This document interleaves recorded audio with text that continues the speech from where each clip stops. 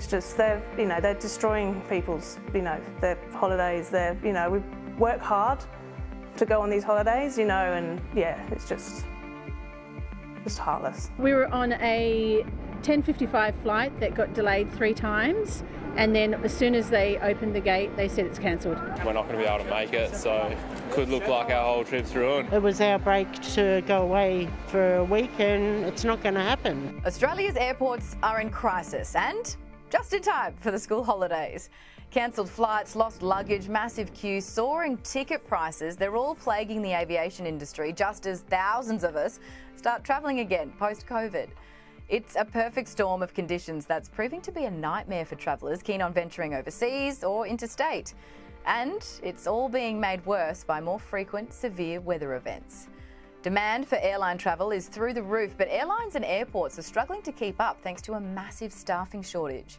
Sydney Airport is expecting to welcome more than 2 million passengers through its terminals these school holidays, but a huge staffing shortage of more than 5,000 people for Qantas and Jetstar alone means getting on your flight may not be guaranteed. We don't have enough people to work in order to facilitate such an increased demand of traffic. Over the past 2 years, COVID-19 lockdowns have meant air travel in Australia was almost completely wiped out. This saw airlines lay off staff in record numbers, many of whom went on to work in other industries and haven't returned to their old jobs. Airlines are struggling, airports are struggling, ground handling companies are also struggling, and it's just that nothing is ready back to the pre-COVID level. These staffing crises haven't just been at our airports. Passport offices around the country have struggled to keep up with increased demand, with thousands of Aussies wanting to renew theirs ahead of a European summer. For the agency renewing passports, they are facing almost similar issues as what we are seeing at the airport. They didn't have more staff to process that. And maybe during COVID, they also let staff go because there was very little demand. Now, all of a sudden, we had a huge demand spikes and people are trying to renew their passport. So the agency would need to bring their staff back and then try to digest the demand. It's just so challenging. It's also not just a staffing shortage that's causing havoc for Australian holidaymakers.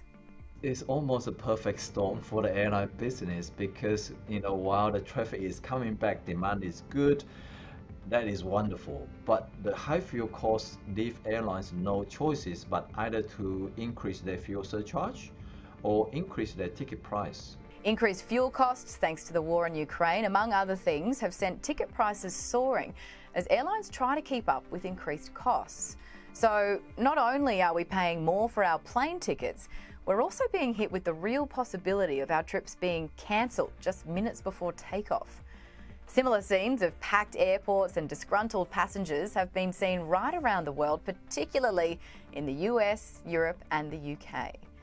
Earlier this month, footage of hundreds of suitcases crowding out Heathrow Airport went viral, with passengers forced to look through countless bags in search of their own belongings.